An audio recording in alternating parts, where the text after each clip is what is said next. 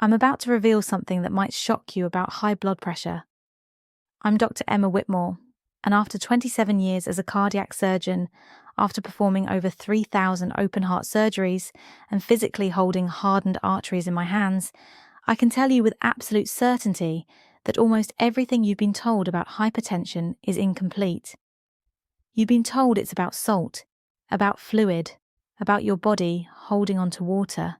Your doctor prescribes a diuretic, tells you to cut sodium, and celebrates when your numbers drop from 160 over 95 to 130 over 80. Except the truth is far more disturbing. Because hypertension is not just a number problem, it's a structural damage problem. Your arteries are not rigid pipes, they are living tissue. And when that tissue is injured at the microscopic level, no water pill on earth repairs it. It just hides it. Margaret was 74 years old when I first met her in the emergency room. She had been on hydrochlorothiazide for 18 years, lisinopril for 12, and a calcium channel blocker added 5 years ago. Her blood pressure averaged 128 over 78. Perfectly controlled, her chart said.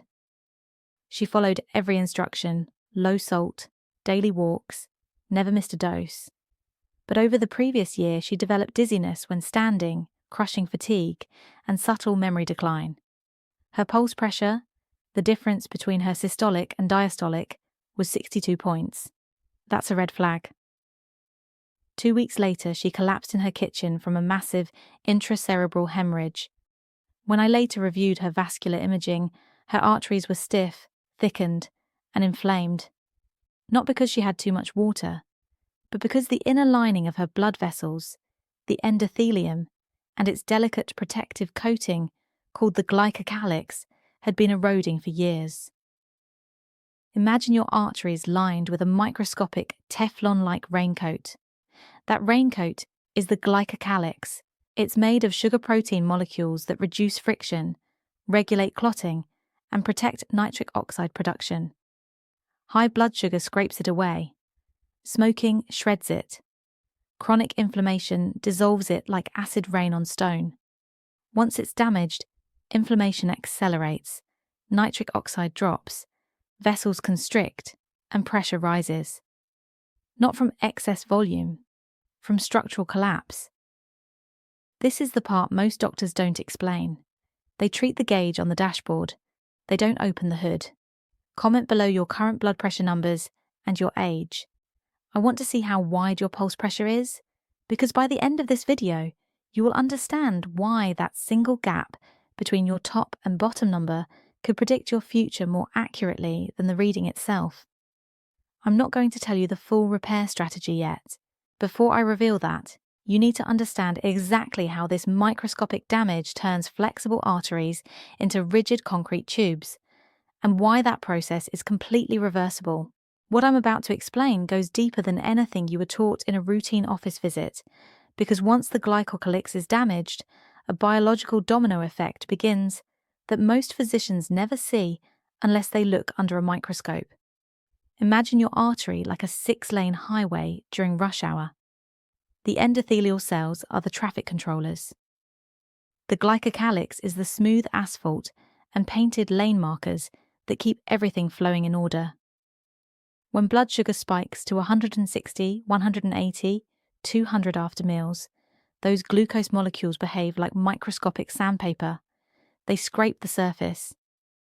Oxidative stress, free radicals generated by smoking, processed oils, chronic stress, punches holes in that surface.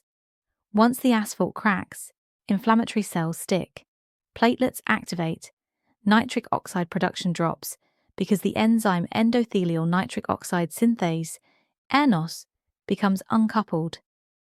Instead of producing relaxing nitric oxide, it starts generating superoxide. That single molecular switch transforms your artery from a flexible garden hose into a rigid copper pipe. Under a microscope, I've seen this. The normally glistening inner lining looks dull, swollen, thickened. This triggers smooth muscle cells in the arterial wall to migrate and proliferate. Matrix metalloproteinases chew through elastic fibers. calcium begins depositing in areas it never should. That's arterial stiffness. That widening gap between systolic and diastolic pressure, pulse pressure climbing above 60, is the sound of that pipe losing elasticity.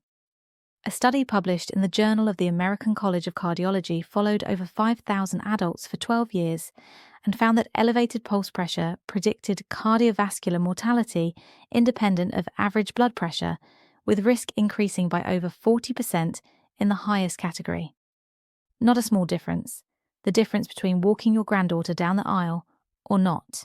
Thomas was 81 when he came to my clinic complaining of pounding headaches. His blood pressure read 142/70. His primary physician said, "That's fine for your age." But his pulse pressure was 72. He had been on amlodipine and a diuretic for a decade. His fasting glucose ran 118 to 125 for years. Borderline, they called it. 3 months later, he suffered a transient ischemic attack. Imaging showed calcified carotid arteries and stiffened aorta, all because chronic insulin elevation and oxidative damage had silently eroded his endothelial function. Here's where most people get misled. They think stiffness is just aging. It's not. It's biochemical misdirection of calcium. Proteins like matrix GLA protein and osteocalcin require activation to shuttle calcium into bone and keep it out of arteries. When they're inactive, calcium behaves like cement poured into garden hoses. In the Rotterdam study, higher intake of menaquinone, vitamin K2, was associated with up to 52% lower risk of severe arterial calcification. 52%. That's structural protection. So before I tell you exactly how to restore that protective highway surface and redirect calcium where it belongs, comment stiff if you've ever been told your arteries are just aging. And stay with me, because the next mechanism involves nitric oxide failure that turns mild damage into a vascular time bomb. Now we need to talk about the second and third mechanisms that silently turn manageable blood pressure into a ticking cardiovascular time bomb: nitric oxide failure and insulin-driven sodium retention. Nitric oxide is not optional. It is the master signal that tells your arteries to relax. Without it, your vessels clamp down like a fist that never opens. Imagine nitric oxide as the traffic cop standing in the center of that highway we discussed. When the cop is present, cars flow smoothly. When the cop disappears, chaos erupts. Endothelial nitric oxide synthase, eNOS, produces this gas from the amino acid L-arginine. But oxidative stress strips away its cofactors like tetrahydrobiopterin, and suddenly the enzyme malfunctions. Instead of producing nitric oxide, it generates free radicals. That's biochemical betrayal. A study in Circulation showed that impaired endothelial function predicted cardiovascular events years before symptoms appeared. Years. You feel fine, while damage accelerates. Harold was 69, a retired engineer who prided himself on discipline. Blood pressure, 138/82. Controlled. But he complained of cold hands, reduced exercise tolerance, and pressure in his chest during mild exertion. His nitric oxide production was impaired due to insulin resistance and chronic inflammation. 6 months later, he needed a stent, not because of excess water, because his arteries had lost the ability to dilate. And here's where insulin enters the picture. Elevated insulin doesn't just regulate sugar, it signals the kidneys to retain sodium. Think of insulin as a thermostat stuck on high, telling your kidneys to hoard salt even when you don't need it. That retained sodium pulls fluid, increases pressure, and worsens endothelial damage.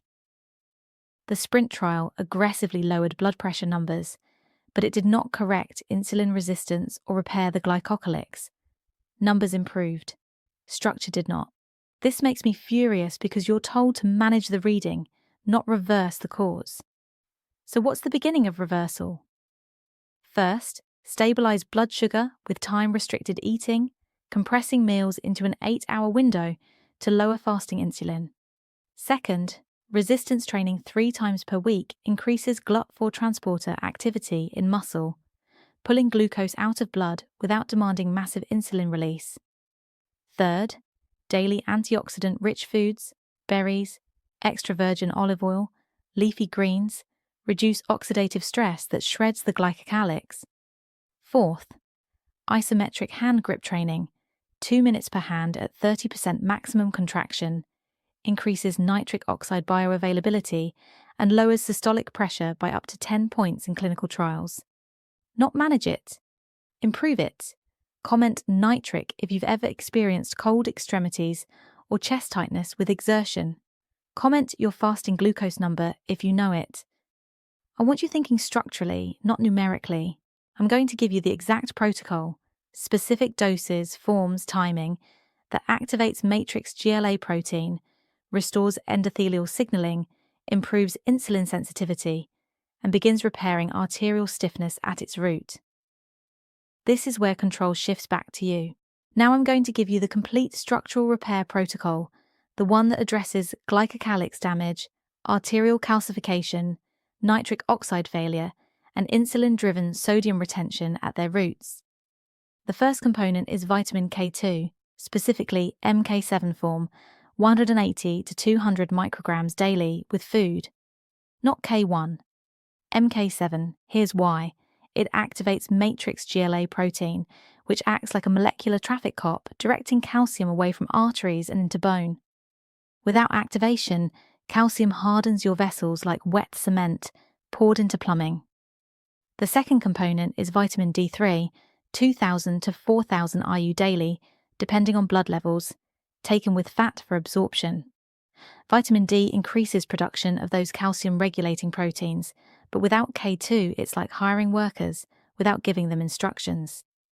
The third is magnesium glycinate, or magnesium threonate, 300 to 400 milligrams daily, not oxide. Glycinate. Magnesium relaxes smooth muscle cells and serves as a cofactor for over 300 enzymatic reactions, including nitric oxide synthesis. The fourth component is metabolic repair. Compress your eating window to 8 hours, eliminate refined sugars, add 2 tablespoons of extra virgin olive oil daily, 1 cup of berries, and perform resistance training 3 times per week, plus isometric hand grip training 5 days per week. Add 1 tablespoon of apple cider vinegar before your largest meal and half a teaspoon of Ceylon cinnamon daily to blunt glucose spikes. This is not random. This is biochemical engineering. Eleanor was 76 when she began this protocol. Blood pressure 152/88, pulse pressure 64, on 2 medications. Fasting glucose 122. 6 months later, her pressure averaged 128/78, pulse pressure narrowed to 50, fasting glucose 98. Her cardiologist reduced 1 medication. 1 year later, carotid ultrasound showed improved arterial compliance. That is structural change. Now I can hear the objections. My doctor says medication is enough. Bring the research. Show them the Rotterdam data on K2 and calcification reduction. Most doctors, when presented with evidence, will listen. Some won't. If they absolutely refuse to discuss structure, consider a second opinion. This is expensive. A stroke costs $100,000 in hospital bills and rehabilitation. This protocol costs a few dollars per day, cheapest vascular insurance you will ever buy. Can't I just take K2? No. Not manage it, not partially address it. You need the full system working together. Subscribe to this channel right now because YouTube only shows this information to people who engage. If you don't subscribe, this message disappears, and someone's preventable stroke happens in silence. Leave a comment with 1 word. Repair if you're committed to structural healing, numbers if you're still focused only on readings, or both if you understand they matter together. Share this video with anyone over 50 with high blood pressure. Text it, email it, post it. Somewhere right now, someone is 1 spike away from catastrophe. Bookmark this video and review the protocol monthly. I've created a complete vascular repair blueprint with dosing charts and meal templates. Click the link in the description and join my newsletter to receive it first.